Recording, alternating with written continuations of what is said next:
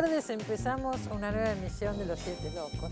Bueno, varias veces nos preguntamos en este programa sobre el futuro de tantas áreas de la cultura, ¿no? ¿En qué nos va a modificar esta pandemia? Hay actividades que empezaron ahora que probablemente sigan, otras que tal vez se suspendan para siempre, no lo sabemos. Y bueno, tantas cosas en el área de libros, en el área del teatro, ni hablemos de los espectáculos, pero también en el área de las artes plásticas, los museos, las ferias de arte. Ya hemos hablado varias veces en el programa sobre todo esto y cómo se está pensando, ¿no? El Museo del Futuro. Ya están abriendo en Europa, en Estados Unidos, los principales museos ya han abierto, con muchos controles y con mucho protocolo. Acá todavía no, en general, algunos chicos en algunas provincias han abierto, pero en Buenos Aires no. Y bueno, pero toda la gente relacionada con el mundo del arte está pensando todo esto y tomando algunas acciones concretas. Hoy vamos a hablar con Adriana Rosenberg, que es la directora de la Fundación PROA, ese precioso lugar ahí en la calle Pedro de Mendoza, en La Boca, que extrañamos, y que bueno, que están haciendo muchas actividades online y pensando el futuro, ¿no es cierto?, de todo este mundo de las bellas artes. Pero vamos a empezar el programa con una excelente autora argentina. Me alegro mucho porque están saliendo libros y libros en papel, ¿no? Y esta es una excelente autora que seguimos en el programa desde sus primeros libros y tiene una nueva novela. Ahí la presentamos. Selva Almada nació en Villa Elisa, Entre Ríos, en 1973. Escritora, es autora, entre otros títulos, de El viento que arrasa, Ladrilleros, Chicas muertas y El desapego es una manera de querernos. No es un río, es su última novela publicada. Bueno, Selva Almada, señores, con nosotros. No es un río. Un poco termina esta novela, Selva, un ciclo, ¿no es cierto?, de 3 novelas con Ladrilleros y El viento que arrasa. Son historias de hombres, fundamentalmente, de amistad profunda entre los hombres, ¿no?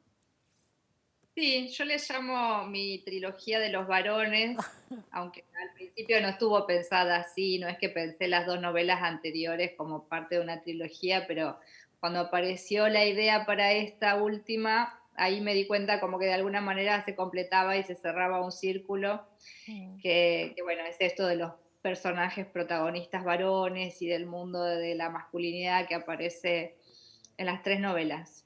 Es cierto. Acá es un vínculo entre 2 amigos y el hijo de un tercer amigo que murió. Y se Sí, van los 3 sí. juntos de pesca.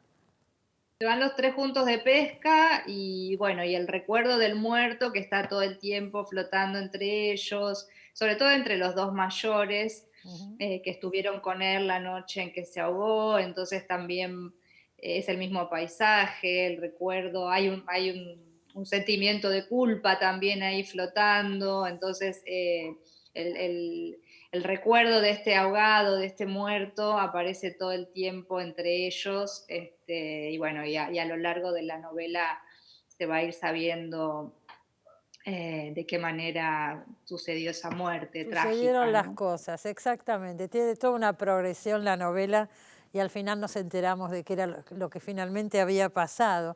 Yo pensaba, la leí con muchas ganas y con mucho placer, realmente me pareció preciosa la novela. Como también las Gracias. anteriores, vos sabés, El viento que arrasa, lo que a mí me ha gustado, ¿no? Son como historias chiquitas, son historias íntimas las que vos desarrollás. Son mundos muy, Sí, muy privados, podríamos decir, ¿no es cierto? sí, en todas las novelas, quizá la más, de alguna manera, extrovertida de todas es Ladrilleros, pero tanto en esta como en El viento que arrasa, los conflictos son mínimos, las historias que desencadenan, digamos, o lo que se desencadena entre los personajes siempre es algo muy cotidiano. Pero y pasa todo más que nada por la interioridad de esos personajes. Es más lo que pasa más en lo que callan que en lo que dicen. Sí, pero también tiene una gran fuerza, y sobre todo en esta, en No es un río, el lugar, el paisaje. Es casi un protagonista también de la novela. la selva, el Sí, río.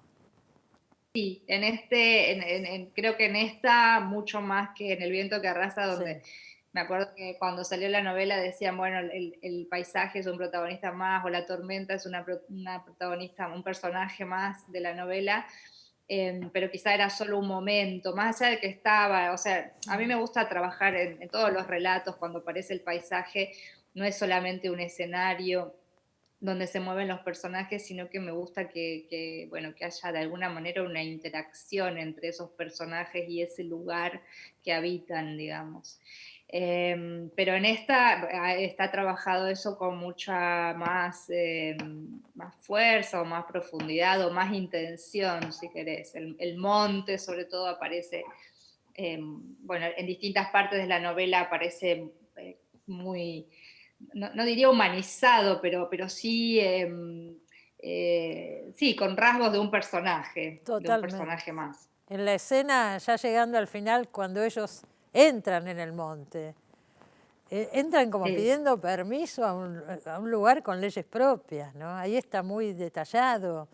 Y bueno, la primera escena, empieza la novela cuando están pescando y pescan este animal tan grande, tan pesado que resulta ser una raya.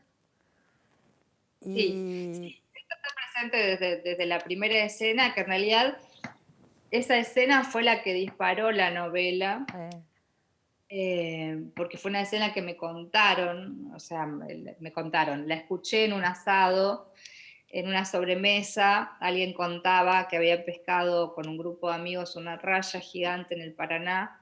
Yo ni siquiera sabía que en el río podía haber rayas gigantes, sí, sí sabía que había rayas, pero no de estas proporciones.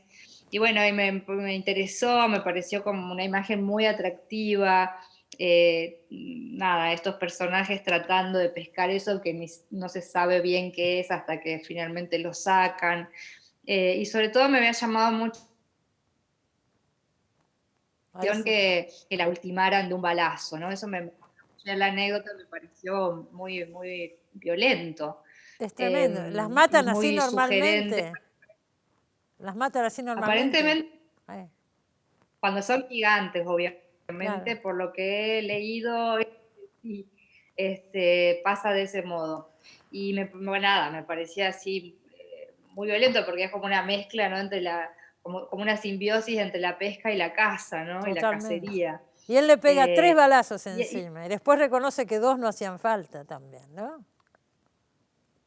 Sí, bueno, es un poco ahí empieza a ver como este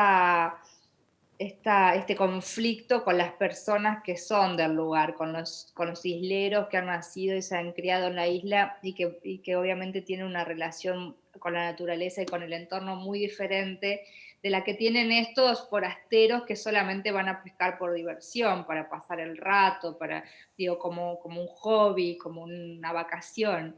Y ahí, bueno, este es como el comienzo de los conflictos que después van a aparecer en la novela con Exacto. ese otro grupo de personajes que son los isleros. Así es, bueno, no vamos a contar todo lo que pasa, obviamente, pero desencadena, no, obviamente que no, desencadena un conflicto, digamos. Otra cosa que llama mucho la atención, además del paisaje, es el uso de ciertas palabras. Hay como un idioma, un tono del litoral en esta novela. Y eso, Sí, decime, sí, está incorporado con mucha sutileza y cuidado porque no hay un folclorismo en ningún momento, pero eso está. sí, no, lo que te iba a decir es que digamos, el tono no apareció de buenas a primeras, lo tuve que buscar bastante. Primero hubo una versión de la novela que no una versión completa, pero sí buena parte de la novela yo la había escrito y era, cuando la volví a leer, pasó un tiempo y la volví a leer, me sonó como demasiado narrativa. Y yo para esta novela, que justamente porque involucraba el río, el monte y estos personajes tan silenciosos que son los isleros o tan metidos para adentro, quería que también la novela tuviese un tono que acompañara un poco el universo de esos personajes, Ujú. que es un poco lo que busco en todas las novelas. Digo, Ladrilleros es como muy exacerbada porque así son también esos personajes y ese universo. Y en esta quería una cosa contenida, pero o sea, económica, pero también poética, también lírica, creo que es mi novela más poética, Sí. y de hecho la forma que tiene, la novela no está dividida en capítulos, es un solo texto, o sea, que empieza en la primera página y termina en la última. Ujú. Un poco la idea también era que hasta que la gráfica, digamos, que el dibujo que hiciera el texto se confundiera un poco con el dibujo que puede hacer el agua. Así que trabajé, o sea, puntualmente lo que más trabajé en esta novela, más allá de, bueno, los personajes, que además, bueno, siempre hay que también ir a buscarlos, ir a conocerlos, fue el lenguaje y la forma, Sí. esta forma lírica. Totalmente, es una novela con un tono lírico muy marcado y además muy atractivo. Pero hay otro factor que me gustaría hablar, que es esta interrelación entre vivos y muertos que se da en un momento de la novela y que me llamó mucho la Sí, atención. Hay como un juego con los tiempos también, ¿no? ¿Qué decís de eso? sí.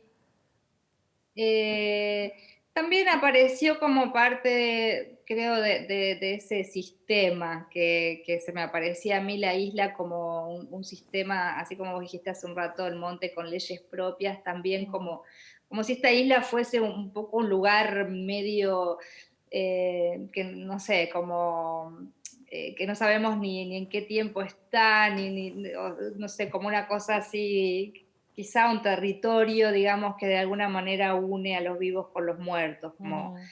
que quería darle eh, no sé, una impronta no fantástica, sino más bien brumosa, Es ambiguo, fantasmagórica. claro, es ambiguo, Claro, cada uno lo lee como quiere, ¿no es cierto? claro. Y ahí aparece, bueno, así como aparecen tantas cosas, tantas otras cosas entre las relaciones entre los personajes vivos y las cuentas pendientes y las culpas que sienten y demás, bueno, ahí también aparecen estos muertos que no se deciden a irse nunca, o sea, que Exacto. están todavía flotando, como estas ánimas que están Mm. flotando ahí en esa isla. Y bueno, eso contribuye también al clima poético que tiene toda esta novela. Pero yo leí por algún lado que vos decías que la relación entre estos hombres que salen de pesca, un poco la tomaste de las historias de tu papá cuando eras chico, que se iba a pescar con los amigos, ¿no?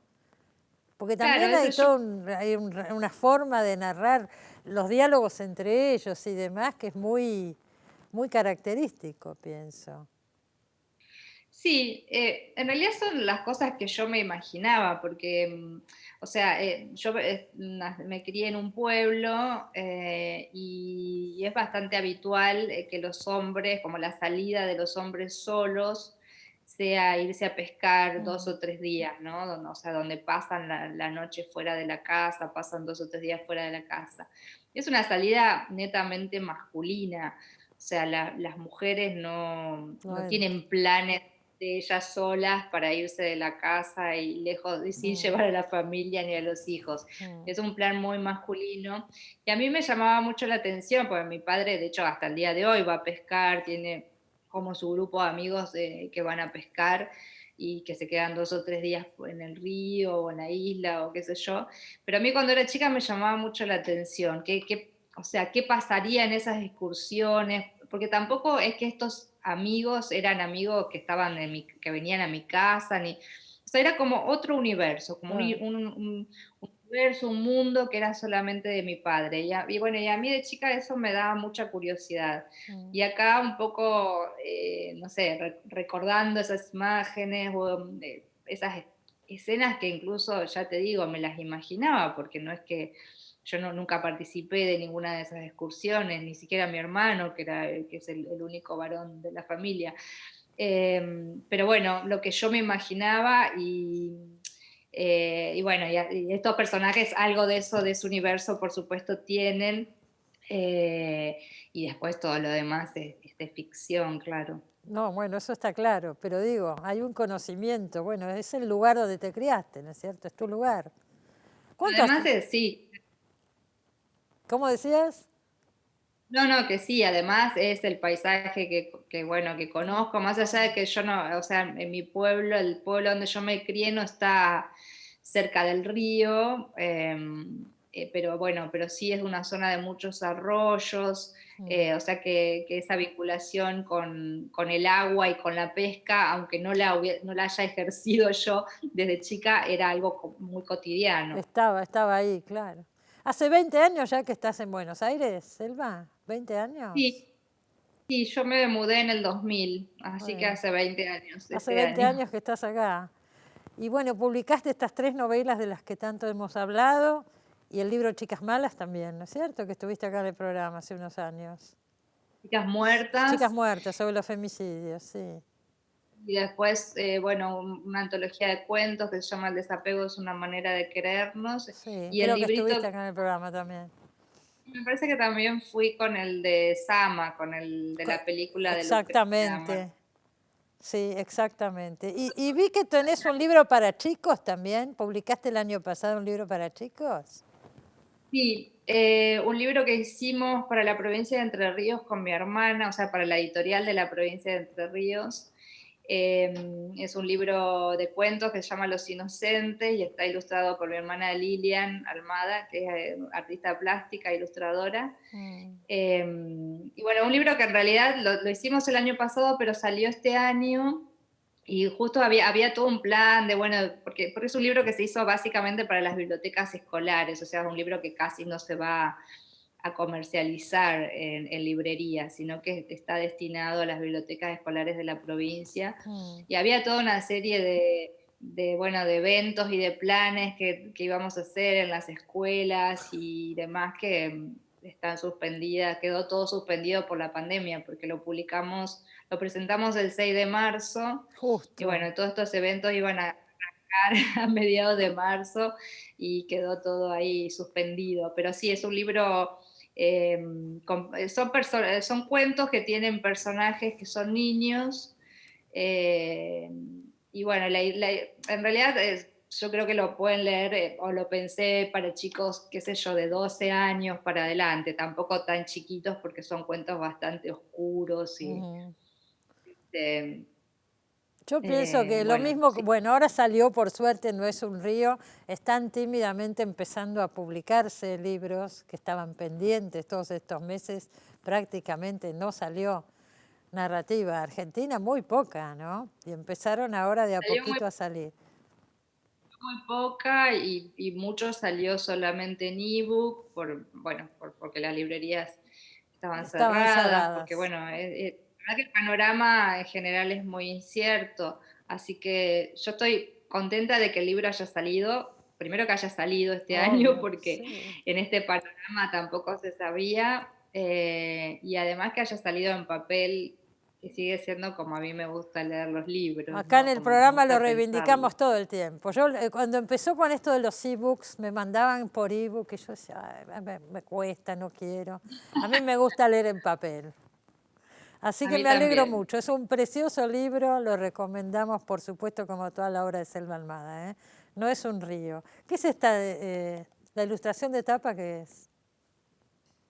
La ilustración es de una artista joven que se llama Ornella Posetti. Ajá. Es toda una serie que ella tiene o sea, esa pintura es parte de una serie que ella tiene en la reserva. O sea, el paisaje es el de la reserva ecológica. Bueno, me la propusieron en la editorial, yo no la conocía a ella, Mira vos. y Está muy la, bien. la propusieron, sí, a mí me gustó mucho y bueno, y salió también, ahora salieron en ebook El viento que arrasa y Ladrilleros ahí en Random, y también las tapas son de ilustración, a partir de pinturas de ella. Ajá. Así que está bueno Perfecto. porque forman como serie las tapas también. Claro, claro, toda la serie. Bueno, muchísimas gracias, Selva. Espero verte pronto y en vivo, que vengas acá por el Bueno, programa. ojalá, gracias. Ojalá. Nos vemos pronto. Gracias. Señores, nos vamos a un Chao. corte. Enseguida volvemos.